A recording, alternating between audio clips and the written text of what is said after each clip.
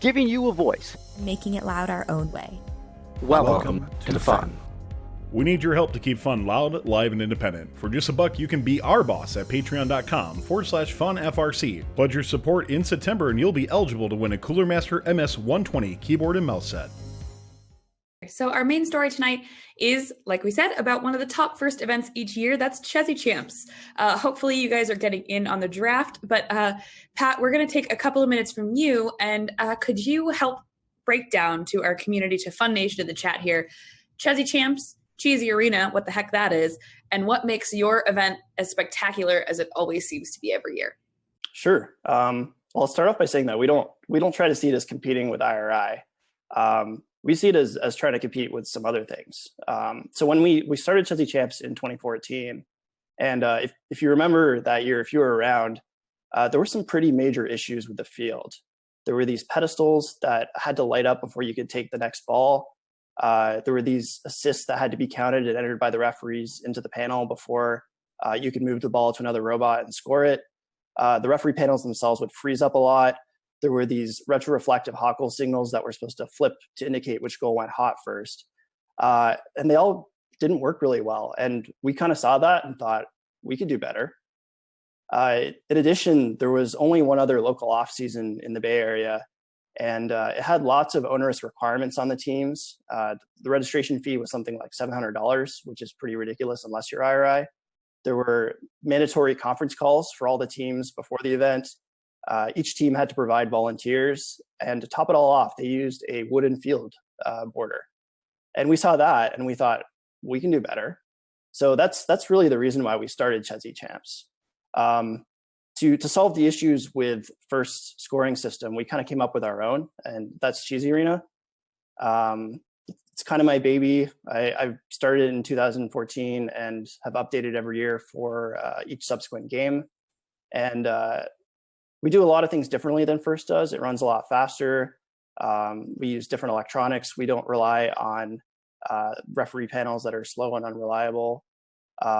And we think it's one of the things that makes Chezy Champs a better event. So basically, I would say that IRI has better teams, but Chezy Champs has better volunteers and execution. That's how I would summarize it.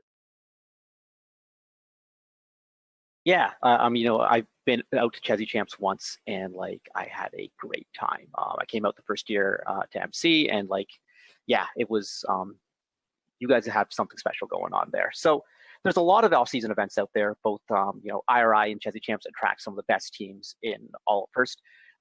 So Libby, let's start with you. In terms of the robots and as a viewer, as a spectator, which event is the better one to watch? That's kind of what we're talking about here, IRI or Chezy Champs. Okay, yeah. So I have not been to Chezy Champs, sadly. I'm actually super bummed. I'm going to miss it by 2 days this year because I was supposed to be in the Bay Area next week, but I'm going to miss the weekend. Remember that time you were supposed to come to Chezy Champs with me? Wow. Not too I late. have never been so directly called out on this show. I call you out every week on this show, or every month. That's a good point. Remember the time you ruined my Jordans? I have apologized for that. There's a Twitch clip. I have made a full formal apology. Okay. But I haven't been out to Chezy Champs. I really want to go. But I've always been watching the webcast. And what I know, Pat, you were talking about just a better kind of event experience, right? The ref tablets, the scoring system. But what that also turned into is this beautifully clean graphic presentation on the stream. And I remember in 2014, it was also the first time there had been this produced webcast. The folks from RSN came out and there was commentary. There were the pre-match screens. Generally First events online, as someone who does, broadcast motion graphics and Twitch streaming stuff for a job, First broadcasts are not new person friendly and usually not even existing user friendly, right? It's hard to pick up in the middle of a First event and watch what's going on. I never found that with Chezy Champs. I always thought that was really entertaining to watch. Graphics where I understand what's going on, but I'm not overwhelmed with information. and I hear it's an absolute riot in person. So that's why it's on my list of places to go. As far as IRI goes, if we're going to compare, I loved going in years past. I haven't been in a couple of years. I feel like it still seems like it's a ton of fun. This year they upped their game in terms of broadcast production, bringing in DJ Night and some of the first Twitch crew. But overall, there's something missing from like the IRI magic that I remember as like an older student or a younger like college mentor on a team. I think it's still a really awesome event, but I don't know, it's from robot competition. I honestly haven't seen a team list rather than this year. I was working during IRI this year. So I can't compare that way. From a true spectator viewer angle, I like them both for different reasons. And I think there's a lot going on for both of them. Pat, what about you?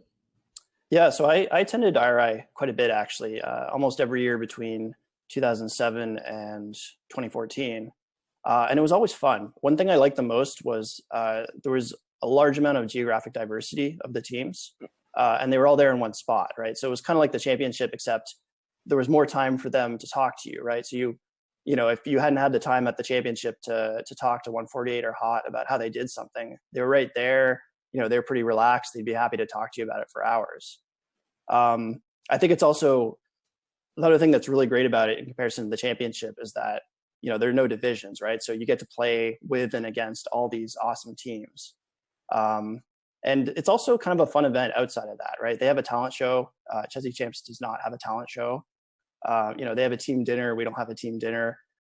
So overall, it's a really fun event. But in terms of attending, it's just really far for West Coast teams. And, you know, the last time we went as a team was 2014. And that was like really expensive and really time consuming to plan, right? You have to get flights, you have to get hotels for all those people. So, you know, it's bad enough doing that once a season for the championship. So overall, though, like I think it's a super competitive event. It's super fun. And it's really, you know, the pinnacle of competition in FRC. Yeah, you know, I was looking at the two events on the robot side, and I mean, like, you got to remember, like, IRI, like, is like has been the pinnacle off-season event since, you know, like 2001, and for good reason. Like, they get so many great teams there. I know when I like to compare events, and I usually do this with like district events before the season, there's different metrics that I'll look at. One of the, you know, and it's usually like I take the top X number of robots at the event and then kind of compare OPRs or whatever the given metric is for that year. But there's 3 phases of doing it. So sometimes you can look at the top 4 robots.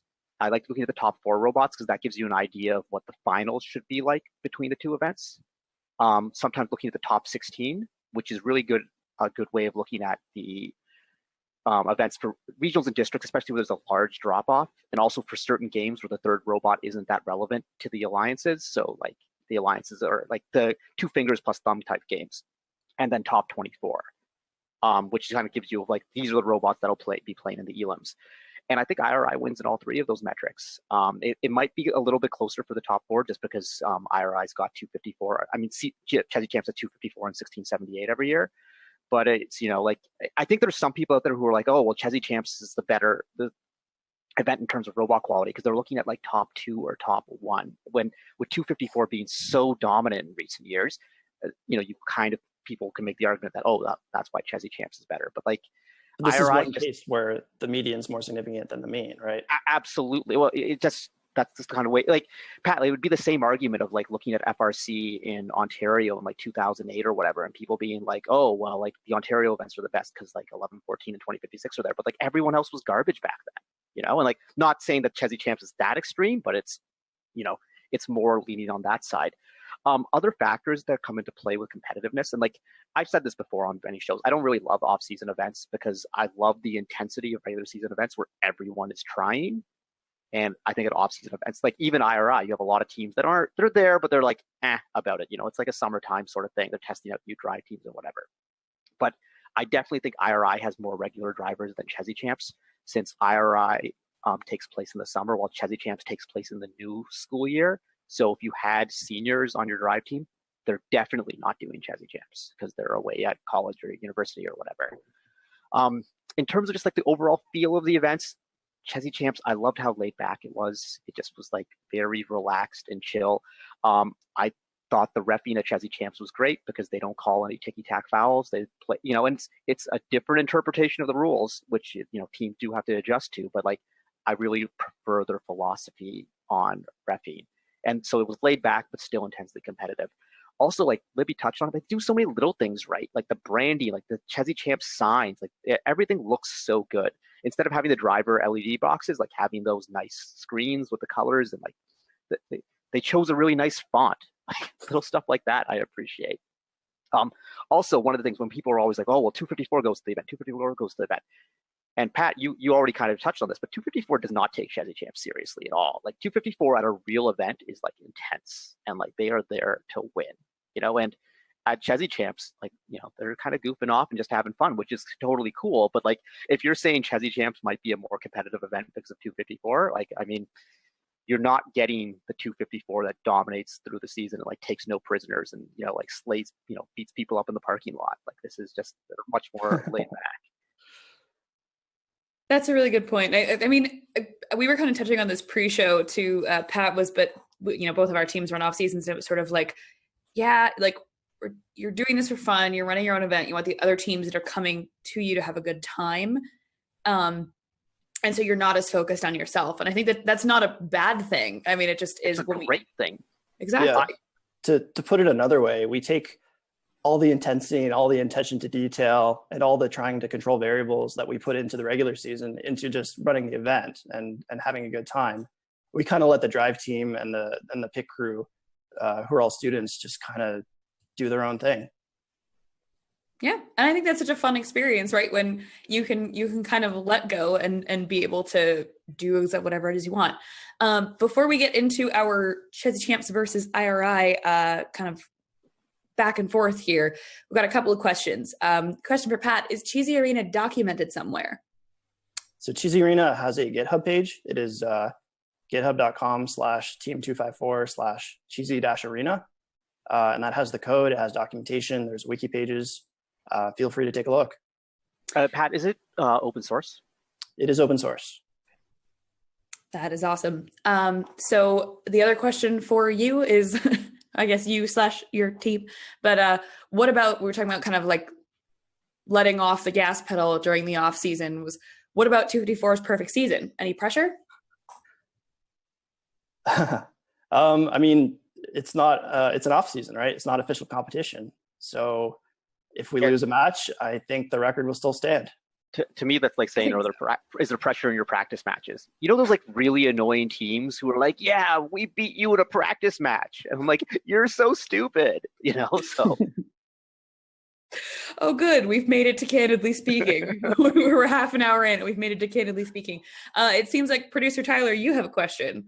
So something got brought up earlier. I think, Libby, you're talking about with Chezy Champs, how they have the screens, by the way, for the team numbers instead of the driver numbers or the team numbers, right? They use screens instead. A little bit off topic, but an interesting question is that the current screens that First has right now are only 4 digits. What happens once we get into the 5-digit teams? Are they going to go to something like what Chezy Arena is using for the driver stations? I mean, based on First growth, that's like decades away. I think it might be 2 years away. What rookie team started in 7,400 this year, I think, didn't they? But they're only adding like 300 teams a year. Yeah, I don't think that's going to. So, right? Like I know like the growth rate's not as high as everyone. I guess a lot of that is because there's attrition, so they're adding more numbers than 300 a year. But yeah. But either way, it's still going to be an issue at some point. But I would hope. I think based on the current numbers, we're looking about 3 to 4 years. If I could make a guess, you know, like little screens drop down to like the little like hooks. My guess is they'll just get a slightly bigger screen and put it on the same hooks, right? Like this is the point. Maybe I should have said this when we were talking about like the religious school thing or the topic before. But as usual, and I feel like I have to do a disclaimer every single Candidly Speaking now. I don't work at First. I don't speak for First. Nothing I say is official. But that is what I would guess that they're doing is they just find the same screen, but longer. But you never know. Maybe we'll be surprised and there'll be a cool screen going on. Pat, do you want to explain what you guys do for the screens? Because I don't think we actually. Yeah. So First obviously has those 7-segment displays, but I think they're custom made and they use some weird protocol. So what we decided is, well, we'll just throw a computer screen above each station. And so there's 3 computer screens. They're USB displays. They're wired into a single computer at each end. and they're basically just showing a web page, and we can put whatever we want on it, right? So we put the team number on it, we put the team name. It blinks if the team isn't connected, so it kind of serves a dual purpose of the light that First has, as well as the 7-segment display. It also shows some useful information in really small font that only the MC can see, like current ranking. Yes, the match number, which is That is so cool. Yeah, and that's just the original design we came up with in 2014. You could add any amount of stuff to it that you wanted.